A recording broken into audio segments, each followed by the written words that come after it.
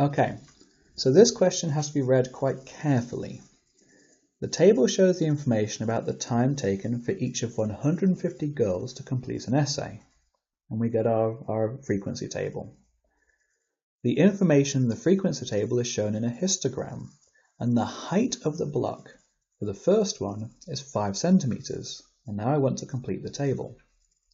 Now the important thing to realize here is that we are not actually talking about frequency densities. We're talking about how high the block is when drawn on that piece of paper. If I work out the frequency density for this first thing over here, it's the frequency divided by the class width. So the frequency is 10 and the class width is 5. That's a frequency density of 2. So a frequency density of 2 gets a 5 centimeter block.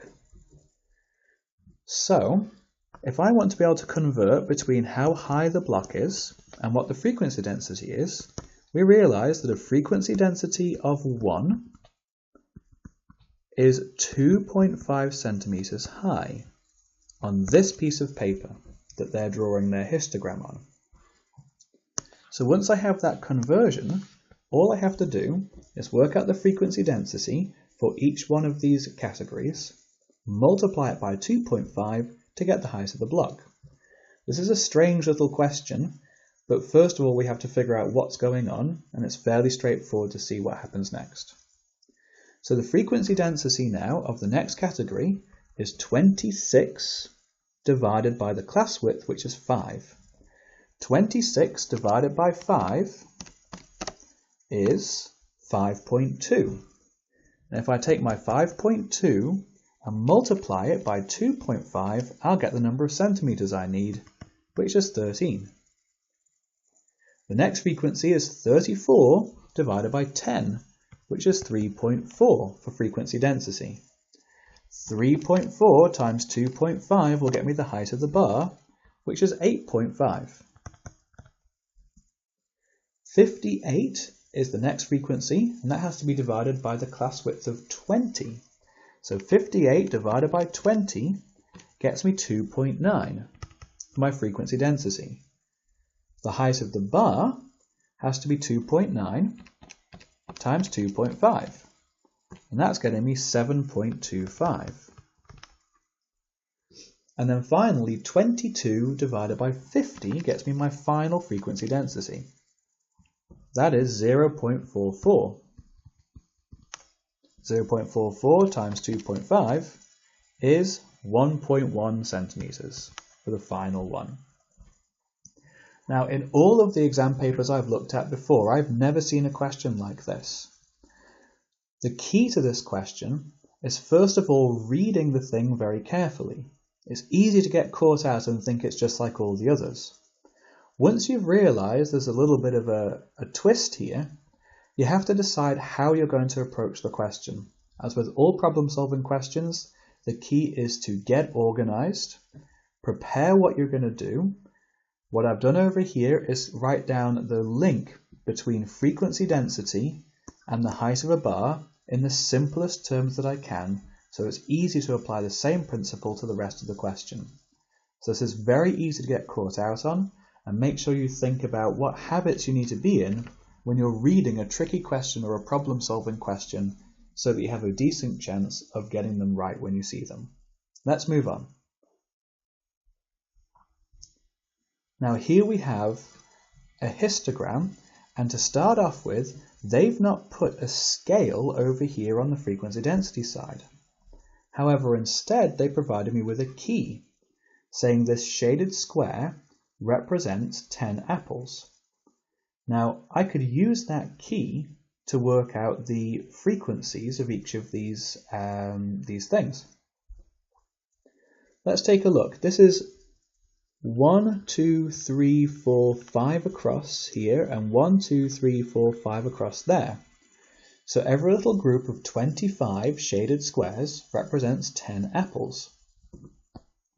And I want to complete my frequency table, getting the frequencies of these first 3 columns. They've done the last 2 for me. So let's see how many shaded squares we have in the first one. Well, we've got a group of 10 over here. 1, 2, 3, 4, 5, 6, 7, 8, 9, 10. And another 5 on the end. So that's 15 little shaded squares over there. And up the top I've got 1, 2, 3, 4, 5, 6, 7, 8, 9 on this side.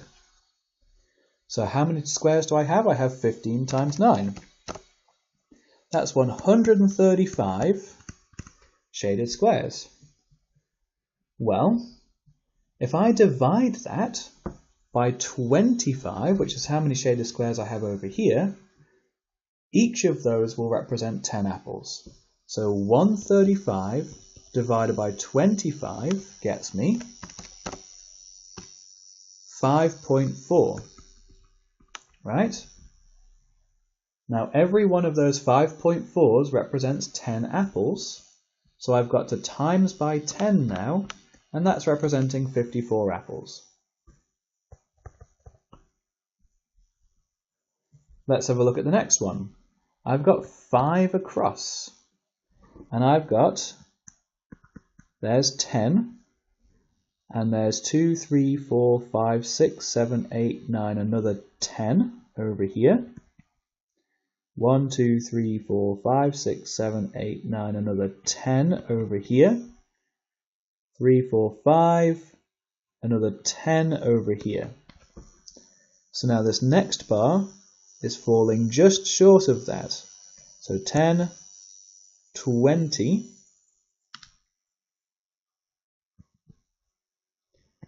38.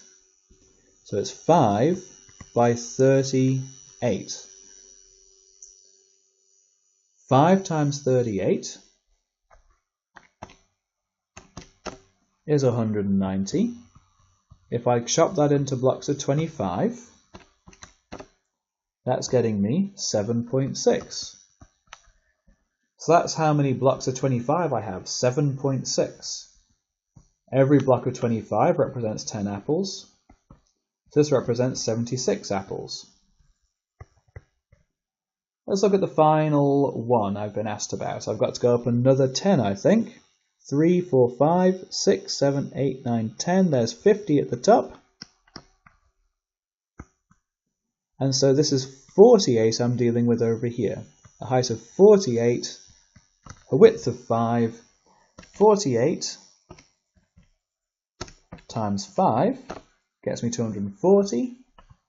If I divide that by 25, we're getting 9.6. Each of those represents 10 apples, so I've got 96 apples represented by this bar. Now another way of doing this question would have been to use the key to create a frequency density scale, and I will very quickly demonstrate that for just the first bar, in case you don't like the approach that I'm using over here. So if these 25 over here represent 10 apples, I have to take a look at the area of this bar. Now on the bottom, we can see it's worth 15. Okay, so up here, up top, we saw that this was worth, what was it, 9 little squares. Now I know that the frequency of this thing is the area of the bar. So what I need is to work out first of all that it represents 54 apples, and 15 times something has to equal 54. So 54 divided by 15 gets me 3.6. So that must be the height of the bar. That has to take me over there to 3.6. And then I can use that to try and figure out what my scale must be. So you could approach it like that as well. Now once again we have an estimate for the mean mass. Multiply, add, divide by the total frequency. Now once again they've given me the total frequency in the question, 360. but I could have got that by adding all these together as well. Once again, we have to work with midpoints. So the midpoint from 140 to 170 is going to be 155. There's a gap of 30 in between 40 and 70. Half of 30 is 15, and that would add to the 140 to get us 155. There's a gap of 10 in between these. Half of that is 5, so 175. 185. Over here is a gap of 20, so that's a midpoint of 200. And this is another gap of 30, so adding 15 to the 210 gets me 225. Multiply these numbers, add it all up, and divide by 360.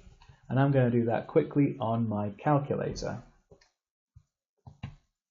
So 155 times 5, and so on and so forth.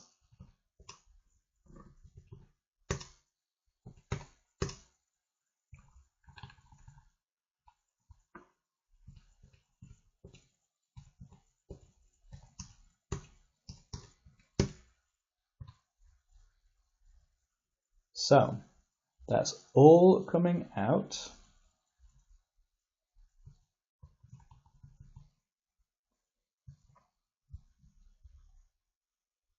Oh, that should have been a 54, of course. And that should have been a 76. Quite clearly something didn't write down quite correctly. So remember where I was getting these numbers from, up here. So I just need to go back and change that. Now I noticed something was wrong because these numbers didn't all add up to the 360. So that's what went wrong there. Now they do.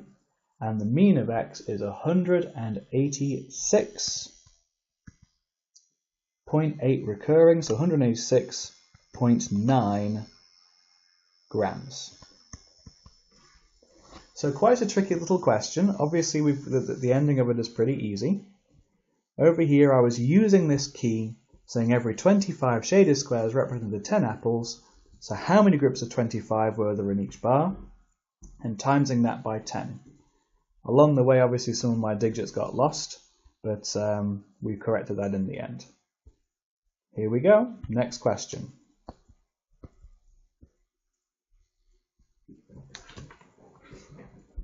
Okay, so now it's a very simple complete the histogram to show the information in the frequency table.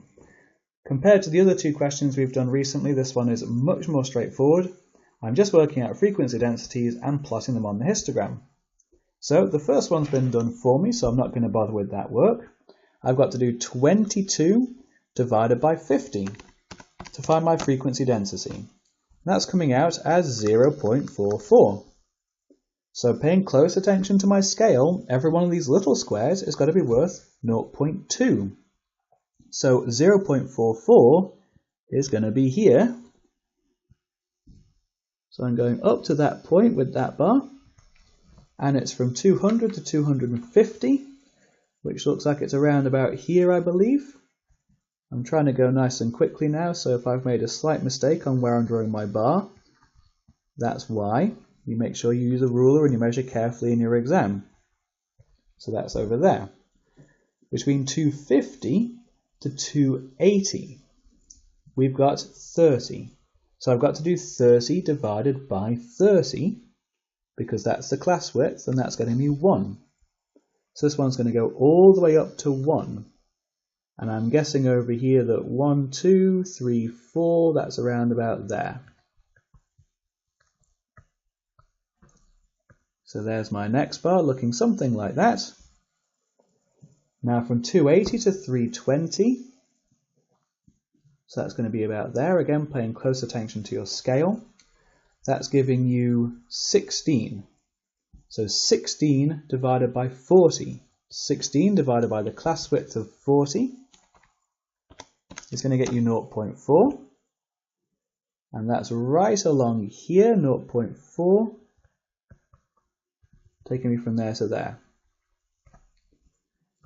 Finally, from 320 to 400, we've got 12. So 12 divided by the class width of 80. 12 divided by 80 gets me 0.15. So 0.15. Let's find that carefully. There's 0.1 right in the middle of that. This is 246. Right? So, oh no, I've done that wrong, of course, haven't I? 0.2. So 0.02, 0.04, 6. Okay, having a bit of a moment. 0.1 has to be halfway between 0 and 0.2. 0.15 is going to be about halfway again, so roughly here. Something along those lines. Measure it carefully. There we go.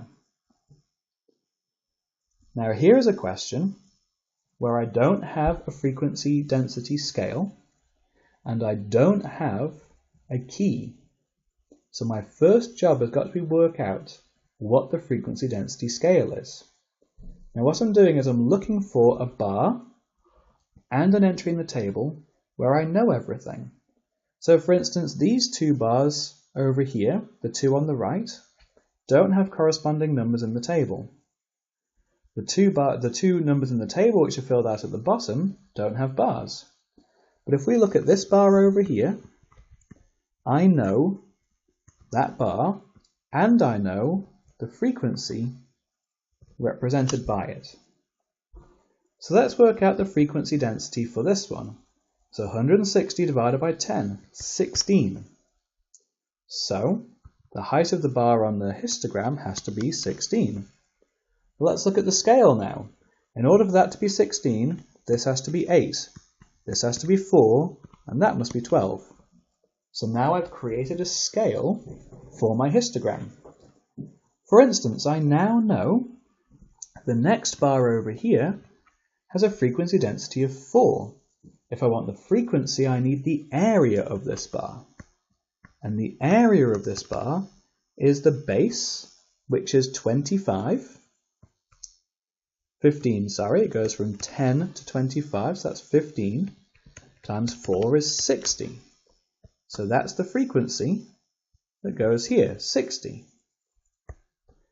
The next bar has an area of 5 on the bottom times 8. So this area is 5 times 8, and that's 40. So that's my frequency there. Now, for the next one, I'm going to work out my frequency density. 100 divided by 10 is, of course, 10. So I need to draw a bar that goes from 30 to 40 and has a height of 10. Well, a height of 10 is going to be halfway between the 8 and the 12 over here.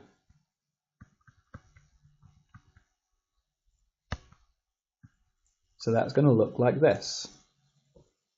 And finally, the last frequency density is 120 divided by 30, which is going to give me 4. So the last one, going from 40 to 70, is 4. And I've completed the table and completed the histogram.